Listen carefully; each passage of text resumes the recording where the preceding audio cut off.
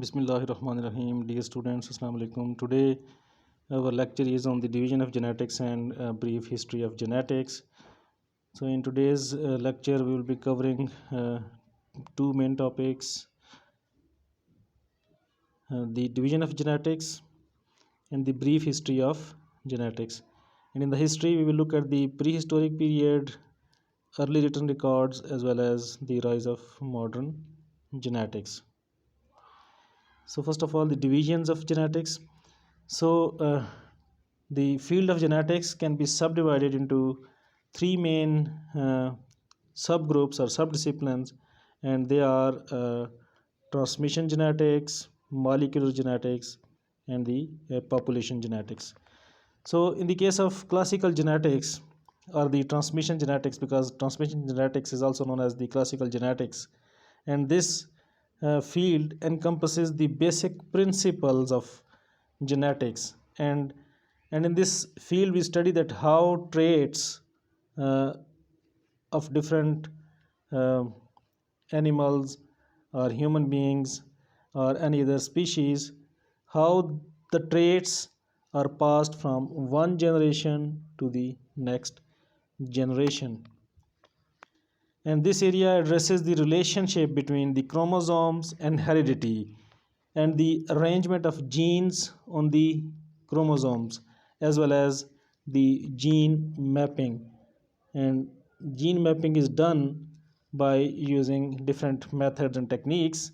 So we will be looking at these things in our next lectures.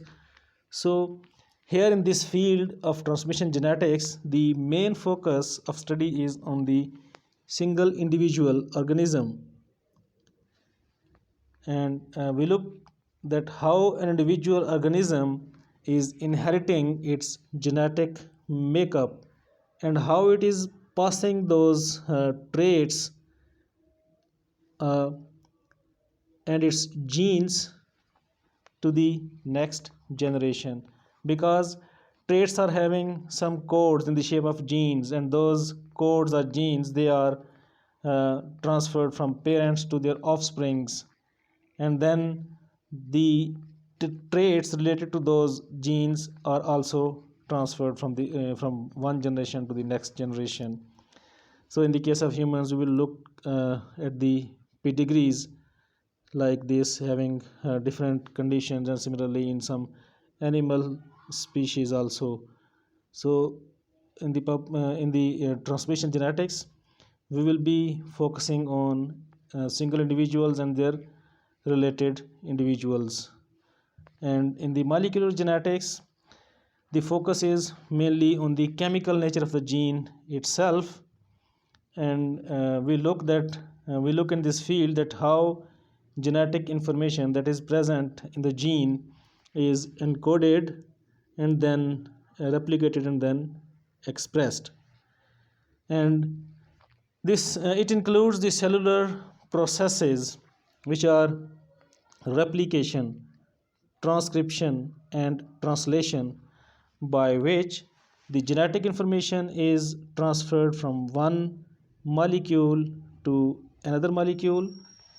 And then the gene regulation is a process that controls the expression of genetic information, because DNA has the main code, and then that code is transferred from the DNA to the cell, to the cytosol, in the shape of some messenger RNA in the case of protein coding genes, and then that information is translated from messenger RNA to the proteins, so that the cell can use it according to its needs. When that can be an enzyme, that can be a functional protein, that can be a structural protein. So these are replication, translation, and transcription. Replication, transcription, and translation are the main cellular processes that are involved in transferring the code from the nucleus to the cellular environment. And the focus in the case of molecular genetics is the gene and its structure, organization as well as its function. So these things are studied in the uh, molecular genetics subdivision of the genetics. And next is population genetics. And the population genetics explores the genetic composition of a group of individual members of the same species and how that composition changes over time and space. So these things are studied in the population genetics. And because evolution is a genetic change, therefore the population genetics is fundamentally the study of evolution. So the focus of population genetics is the group of genes found in a population. So as you can see in the figure that this in the left, this is the population of beetles. These are parrots. They are present in a group and they have different colors. They have different fur colors, and similarly these fishes have skin color, and all these are different populations. And in the case of populations, we are dealing with the groups, not the individuals. So it is very convenient and traditional to divide the study of genetics into subgroups like transmission genetics or classical genetics, molecular genetics, and the population genetics. But we should recognize that the fields are not always completely separate, they are overlapping, and that each major subdivision can be further divided into a number of more specialized fields. For example, chromosomal genetics, biochemical genetics, quantitative genetics, as well as many other fields can originate from these three major subgroups. So the genetics can alternatively be subdivided by organisms, for example, fruit fly genetics, corn genetics, or bacterial genetics. And each of these organisms can be studied at the level of transmission, molecular, and population genetics. And the modern genetics is extremely a very broad field, and it encompasses many interrelated subdisciplines as well as specializations. When you will be going into your further classes, and you will be looking that there are many subfields, and even sometimes a, a thing which you are studying as a course, that can be a totally a different subject. So there are many subfields, many small subfields, and it can be divided into many fields. Now coming towards the brief history of genetics. So we already know that although the science of genetics is very young and almost entirely a product of the last 1 century, so the people have been using the genetic principles for the thousands of years in the history. And if we look at the prehistoric period, then the first evidence that humans understood and applied the principles of heredity is found in the domestication of plants and animals, which began between approximately 10,000 and 12,000 years ago. People were used to do the domestication of plants and animals. And early nomadic people, the people that are non-settlers, they do not settle at some specific place. So those people depended on hunting and gathering for subsistence, for their living, to support them. But as human populations grew up, the availability of wild food resources started declining, and this decline created a pressure to develop new sources of food. So the people began to manipulate wild plants and animals, giving rise to early agriculture and the first fixed settlements. So initially, people simply selected and cultivated the wild species and animals that had desirable traits, that had good traits.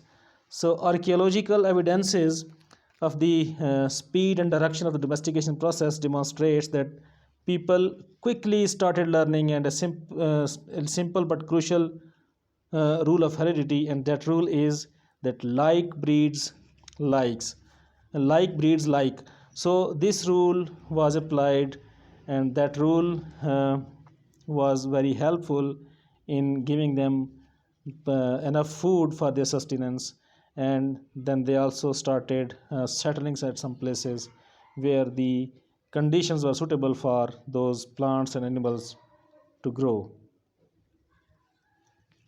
So, by selecting and breeding individual plants or animals with desirable traits, they could produce these same traits in the future generations. And the world's first agriculture is thought to have developed in the Middle East, and in those areas that are nowadays Turkey, Iran, Iraq, Syria, Jordan, and Israel. So in these areas, plants were domesticated, and animals were also domesticated, and they were the major dietary components of many populations by almost 10,000 years ago. So the first domesticated organisms included wheat plants, pea plants, lentils, barley, and similarly dogs, goats, and sheep. And these are the organisms that were very much needed by those peoples. So selective breeding of the sheep and goats, they were helpful in producing woolier sheeps and more manageable goats, and the seeds of cereal plants that were larger and easier to harvest. So uh, they used these traits, and they selected those breeds for their needs. But up by 4,000 years ago, sophisticated genetic techniques were already in use in the Middle East, and Assyrians and Babylonians developed several hundred varieties of the date palm that differed in fruit size, color, taste, as well as the time of ripening. And Assyrian bas relief from almost 3,000 years ago is also depicting the use of artificial fertilizations to control the crosses between date palms. Look in the next slide in the figure. So other crops and domesticated animals were developed by uh, cultures in the Asia and Africa, and the Americans in the same period. So this figure is the bas relief. Sorry, this figure is the bas relief that is showing the methods of pollination, artificial pollination. And this figure is actually a sculpture, and they have shown artificial pollination of the date palm. And this is I think uh, a picture that is depicting the things which were present at the time of a king, Sornasirpali II, who was present more than almost 900 years before Christ. So now coming towards the early written records. So ancient writings demonstrate that early humans were aware of their own heredity, and in the Hindus' sacred writings, which date back to almost 2000 years ago, they have attributed many traits to the father, and suggested that differences between siblings can be accounted for by effects from the mother side. So these same writings advised that one should avoid potential spouses having undesirable traits that might be passed on to one's children.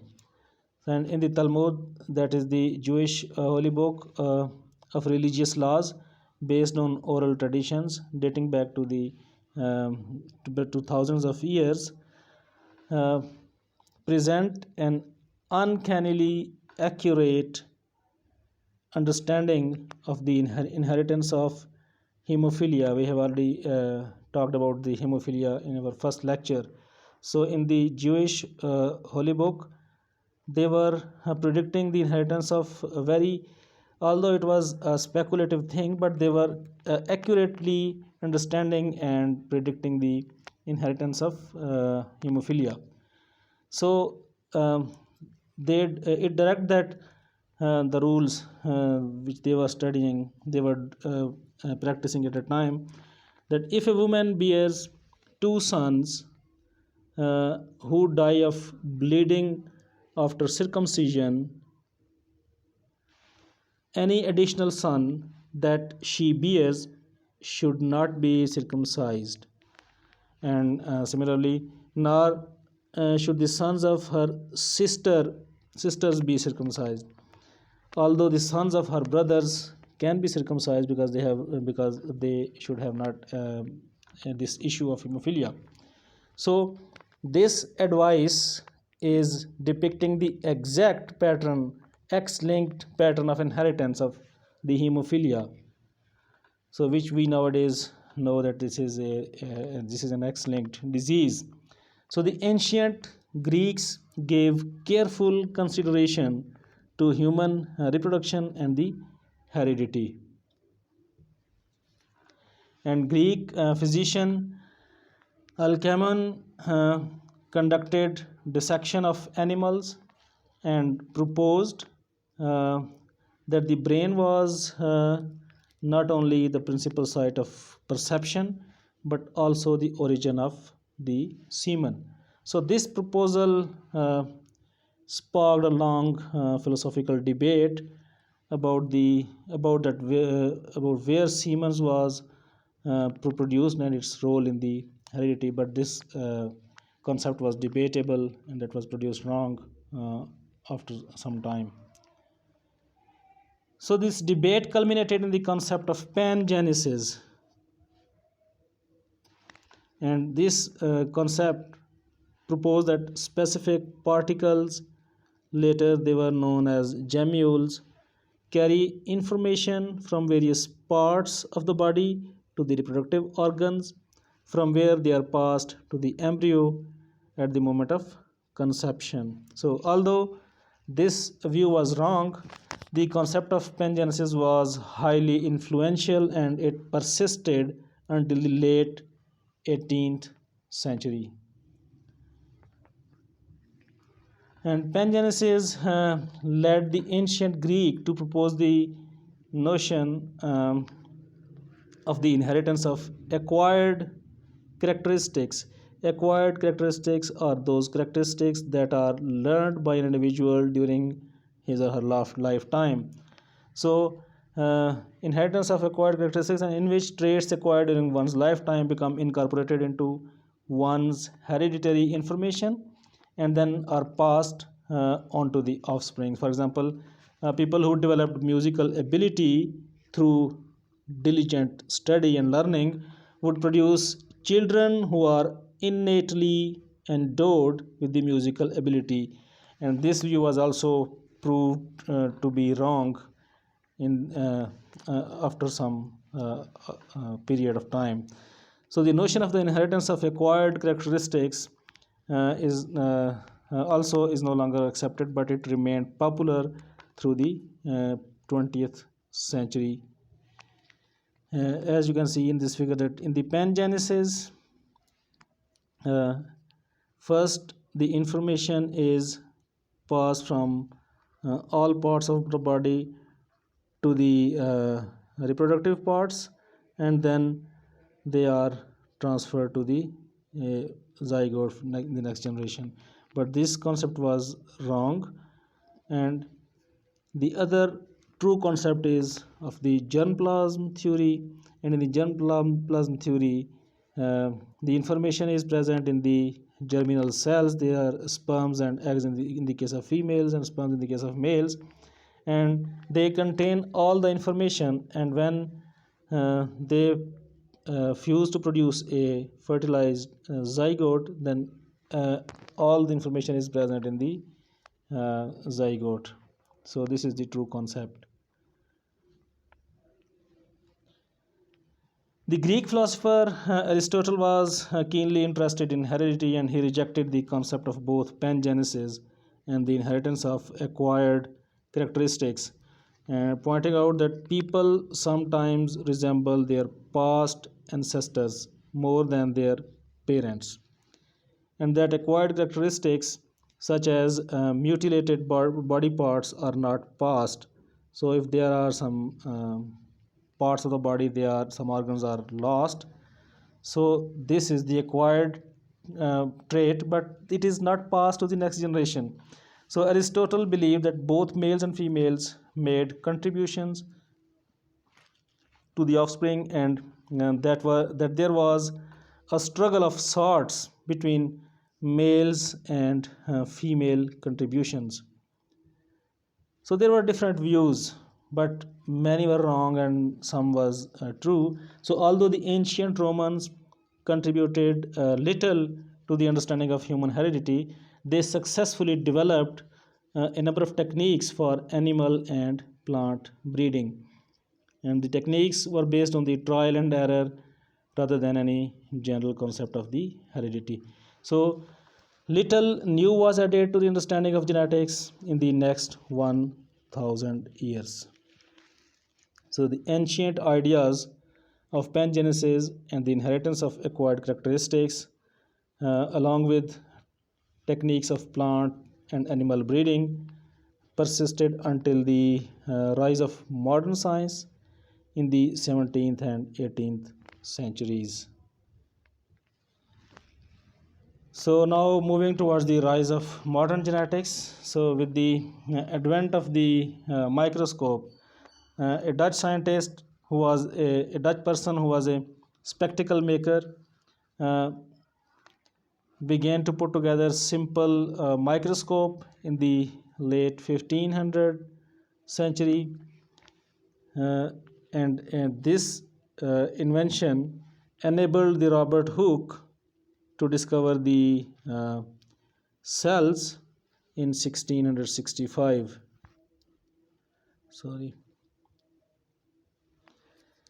In 1665. So microscopes provided the scientists and naturalists with new and existing vistas of life, and perhaps it was excessive enthusiasm for this new word of the very small that gave rise to the idea of preformationism. So according to this concept, inside the egg and sperm there exists a tiny miniature adult, and that adult is known as the homunculus, and it's simply which is simply enlarged during the developmental process. So there were two types of people who argued that ovists argued that the homunculus resided in the egg, whereas spermists insisted that it was in the sperm. As we can see in this figure, that the preformation idea of preformationism is saying that a small individual is present in the egg or in the sperm, as in the case in this figure you are looking this small creature in the sperm. So in the sperm or in the egg, this small human being is present, and during the process of development it enlarges. So this concept was also wrong, but it lasted till the 17th and 18th century. So preformationism meant that all traits would be inherited from only one parent. from the father if the homunculus was in the sperm, or from the mother if it was in the egg. So, although many observations suggested that offsprings possess mixture of traits from both parents, preformationism remained a popular concept throughout much of the 17th and 18th centuries. And another early notion of the heredity was blending inheritance. And this notion proposed that the offsprings are a blend or mixture of the parental traits.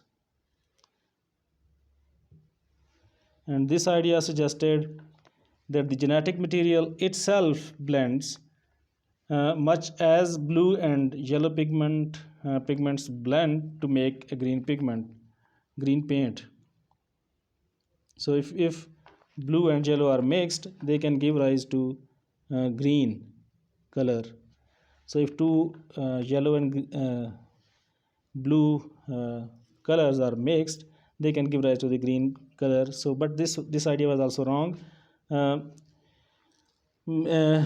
Once blended, genetic differences could not be separated.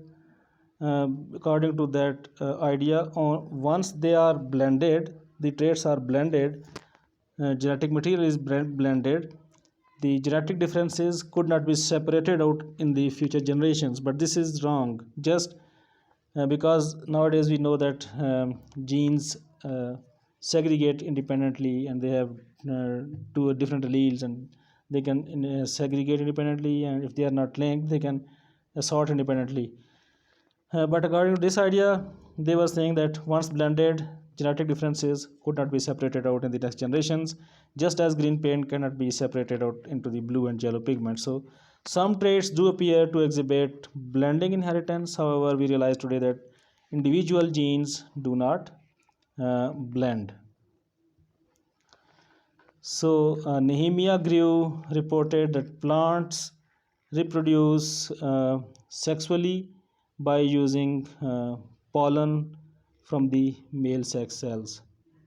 And with this information, a number of scientists, botanists, they started to experiment and study the crosses between different plants, and they created hybrids for their studies. So, foremost among those early plant breeders was Joseph Gottlieb Collier, who carried out numerous crosses and studied the pollen under the microscope.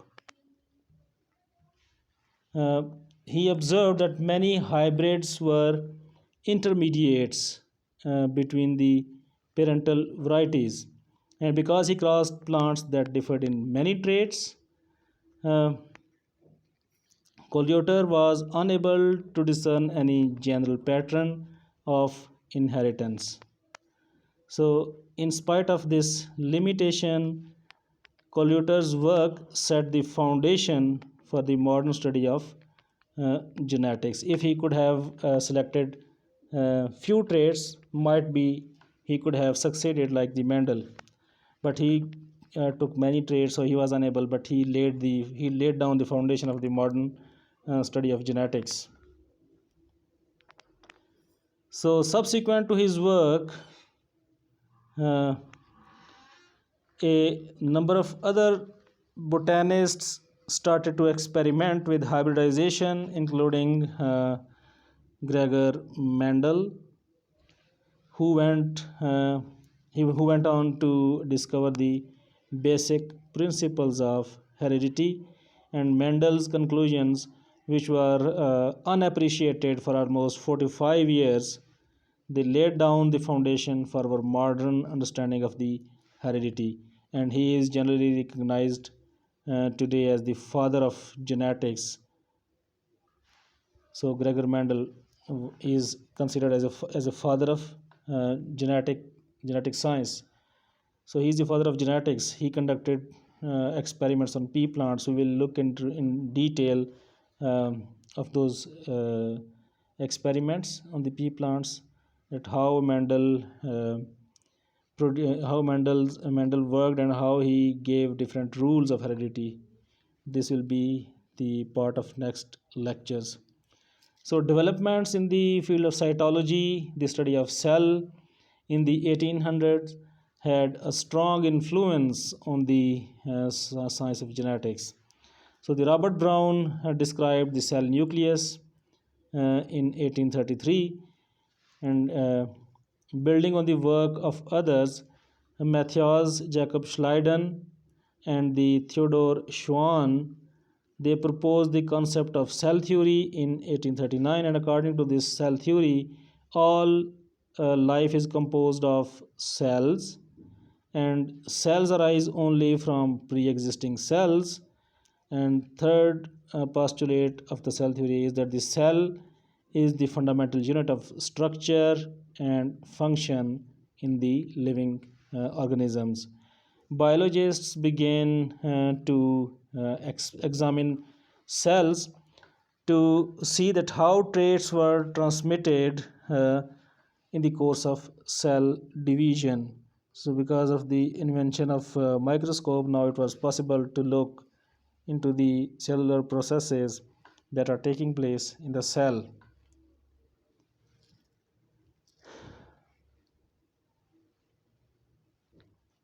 So Charles Darwin was a scientist who was one of the most influential biologists of the 19th century, because he gave a theory of evolution through natural selection, and he also published his ideas in his book on the origin of species, and he published his book in 1856. And Darwin recognized that heredity was fundamental to evolution. He conducted extensive genetic crosses with pigeons and other organisms. However, he never understood the nature of inheritance, and this lack of understanding was a major omission in his theory of evolution. So in the last half of the 19th century, the invention of the microtome is an instrument that is used for cutting thin sections of the tissue for microscopic examination. And the development of improved histological stains stimulated a flurry of cytological research. And several cytologists demonstrated that the nucleus had a role in fertilization. And Walter Fleming was a scientist who observed that division of chromosome. He observed that chromosome divides, and he published his results in 1879. And he described mitosis. Mitosis is a very important cellular process, and by 1885 it was generally recognized that the nucleus contained the hereditary information. And near the close of the 19th century, August Weismann finally laid to rest the notion of inheritance of acquired traits. This notion was rejected.